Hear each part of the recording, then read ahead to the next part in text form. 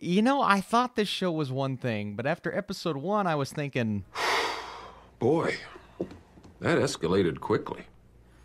I mean, that really got out of hand fast.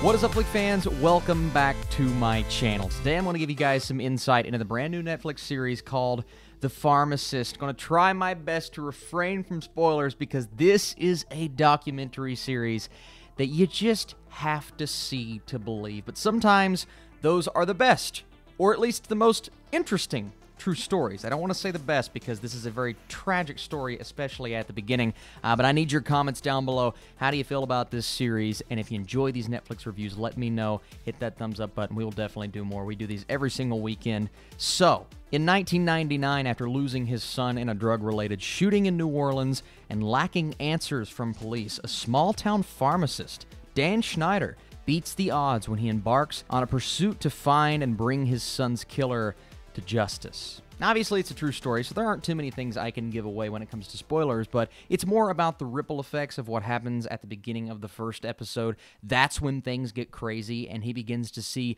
the bigger picture of what's actually going on here. But let's start with Dan. I mean, Dan is the perfect guy for a documentary like this. He has the personality, a very calm and subtle personality. You feel his emotion when he's retelling the story, as you do everyone involved in those first few episodes. But one thing I loved about this is he did not just have the story coming from his voice.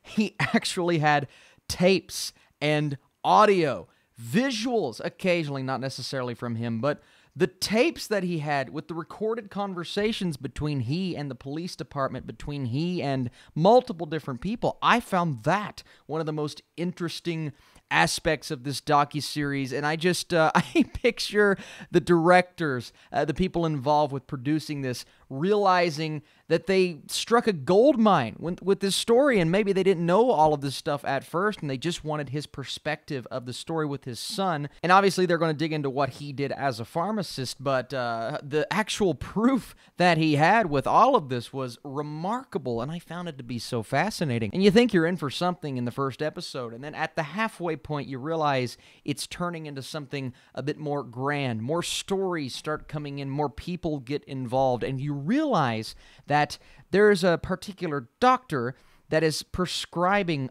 OxyContin to numerous individuals, but not small doses. We're talking ridiculously high doses. So this man takes it upon himself to, one, what we see at the beginning, to go in and try to solve what happened with his son. But what that does is that sparks this more grand story of what begins to happen to him as a pharmacist when he realizes that this is much bigger than myself. This is much bigger than my family. And I'm not saying that in a selfish way. I mean, he had the right to mourn. He had the right to be upset. He had the right to be pissed off. And you feel awful for this family. But this was bigger than just what happened to his son. This was a crisis that was happening in that part of America, in America in general during the time, and he was caught up in this particular story, and the story is just so fascinating. And this is crazy because it's long before the opioid epidemic. It's long before people knew that this was an actual problem, but he takes it upon himself to go on this mission. He realizes, hey, I have a job to do, even though it's within my community, within my small town. I have to save the lives of, or at least attempt to save the lives of our local children, because what's happening left and right, and we get multiple accounts of people involved and those that are on the wrong end of these prescriptions, and the fact that this one particular doctor, and maybe it's more than that, you guys will have to find out, but it's crazy. The story of who killed their son, how they found their son, how they figured this out in episode 1 was ridiculous, but it all ends up being almost a prologue to what happens next, which is the more grand story, the bigger story, the fact that it is called The Pharmacist and what he has to deal with on this grand scale. And it's heartbreaking. It really is. When you look at it from Dan's point of view, he becomes emotionally wrecked, but then he becomes almost obsessed. And I don't say that in a negative light. I mean, he wants to figure out what happened, How do I fix that? And I love how the show never forgets Danny, never forgets the son. It always keeps him at the forefront, even though this gets a lot bigger than what that ever was. But that is still the emotional center because that's what's driving this individual.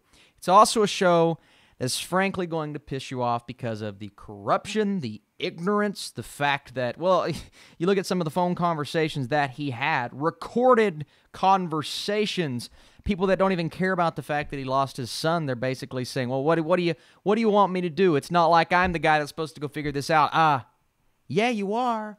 I mean, it doesn't matter how many lives are taken. You still have a responsibility to figure out who and why. The anger that I have personally watching this, the lack of responsibility and the consequences because of the fact that they just didn't really act like they cared all that much, both in that world and when you get to the people in the medical field that are doing what they're doing, that will also piss you off. It's a show that's going to make you angry. I'm not saying you're going to sit there and be all smiles the entire time because you start out, you're sad, then you become upset, then you become emotional, but then you become just as driven as our main character because of what he has to go through. So it's a lot of different emotions. This is a show that will keep you captivated the entire time. And, you know, if you look at it from a certain point of view, it is kind of a cliche documentary, right? We get the B-roll, we get the footage of the interviews, we get certain things about characters and storylines that maybe don't feel as cohesive as the first couple of episodes.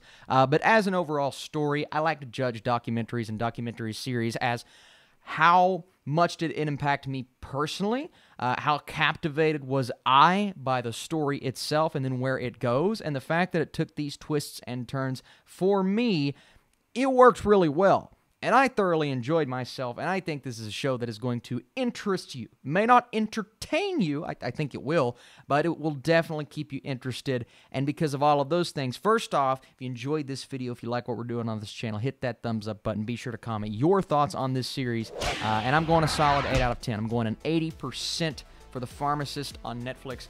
Really, really good show, man. I was captivated. Only 4 episodes, 4 episodes, about an hour a piece. And then when you get to the end, the last episode, you start getting answers to questions, get more pissed off. It's just a lot of emotion. So I appreciate you guys watching this video. Every single weekend, I'm reviewing the brand new show or movie on Netflix, as well as all of the Oscar talk that we're doing.